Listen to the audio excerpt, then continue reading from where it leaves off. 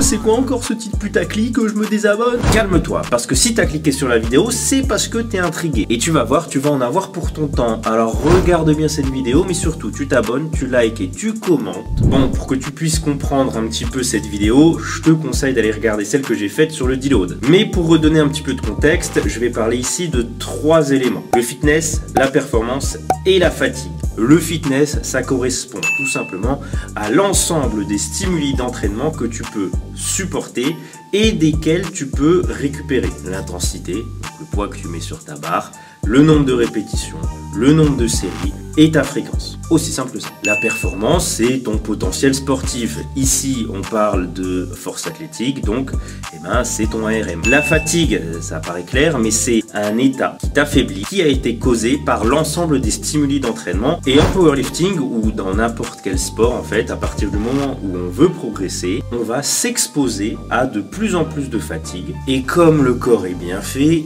quand il est soumis à un stress auquel il n'est pas habitué, il va s'adapter pour pouvoir mieux le supporter la prochaine fois qu'il y est soumis. Et absolument tout fonctionne comme ça. Tu as une situation initiale. Par exemple, toi qui ne peux pas soulever plus lourd que 60 kg au squat. Ensuite, tu as un stress. Par exemple, un ensemble de séances qui vont venir travailler sur ton squat. De ce stress va découler une fatigue, l'épuisement de tes ressources énergétiques, structurelles et nerveuses. Ensuite va venir la récupération. Tu vas manger, boire, te reposer et avoir un programme intelligent. Ensuite, ton corps va réagir, par exemple en créant de nouvelles connexions nerveuses, en prenant du muscle, et par conséquent, tu vas pouvoir avoir une progression. En dernière étape, à savoir, toi qui peux maintenant soulever 70 kg au squat. Dans un processus de progression, on va se servir de ce schéma pour continuellement progresser en faisant subir à ton corps de la fatigue progressivement, j'insiste dessus, progressivement de plus en plus important. En faisant un picking, on va pousser ce mécanisme à l'extrême en faisant monter très haut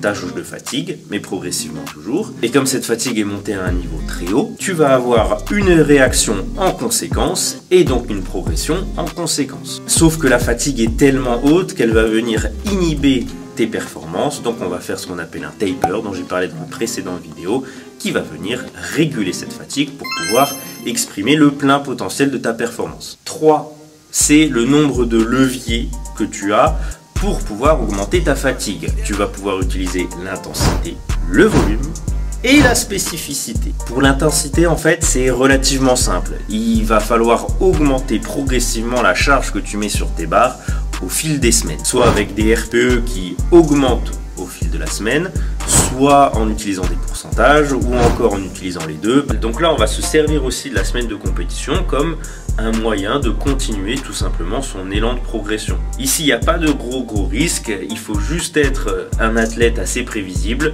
Il faut aussi que tu t'assures d'avoir suffisamment de récupération à côté, donc bien dormir, bien manger. En revanche, si tu as un peu plus de mal à récupérer, dans ce genre de situation, tu peux avoir 2 pics d'intensité.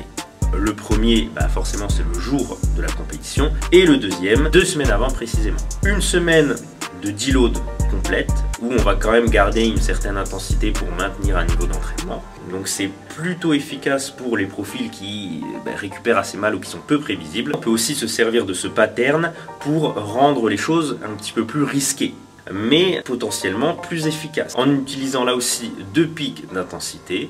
Le premier pic, il va intervenir 1 semaine ou 2 semaines avant la compétition, où on va avoir une grosse intensité, forcément plus d'intensité, potentiellement plus de surcompensation derrière, mais aussi plus de risques. Le risque ici, c'est d'arriver désentraîné le jour de la compétition, puisqu'on aura manqué de pratique à haute intensité, ou bien encore juste de ne pas récupérer correctement. L'intensité, c'est réglé.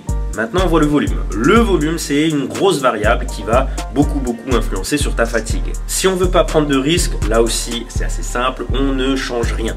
On garde le volume du début à la fin. Si tu veux quand même t'assurer d'être en bonne forme le jour de la compète, tu peux réduire ou complètement enlever le volume que tu as sur les accessoires. À court terme, ça n'a pas de gros impact sur tes performances. Si on veut quand même favoriser la récupération, tu peux réduire ton volume la semaine de la compétition de 10 à 20%. Sur son pendant plus risqué, au niveau du volume, tu vas pouvoir l'utiliser pour faire monter ta fatigue en même temps que ton intensité. Bon, l'intensité, le volume, c'est concret, c'est des chiffres, c'est des pourcentages, mais le degré de spécificité, ça c'est différent. Plus ce que tu fais à l'entraînement est proche de ce que tu fais en compétition, plus ton entraînement est spécifique. Et pendant un picking, on veut se préparer à la compétition, donc on veut un entraînement très spécifique. Dans la majorité des cas, faire essentiellement du squat, du bench, du deadlift, de compétition sur des formats de 1 à 5 répétitions, ça fonctionnera bien. Mais chez certaines personnes, ça risque de trop fatiguer. Donc, si une variation peut s'avérer très intéressante, que tu as toujours pratiqué cette variation à l'année, parce que tu en tires des bénéfices, ça peut être intéressant de la garder pendant ton picking. Au même titre que, en fait, pour éviter d'avoir 50 séries dans la semaine qui, là aussi, peuvent te fatiguer, ça peut être intéressant d'augmenter un petit peu le nombre de répétitions et dépasser les 5 reps. Allez, maintenant tu sais comment devenir fort.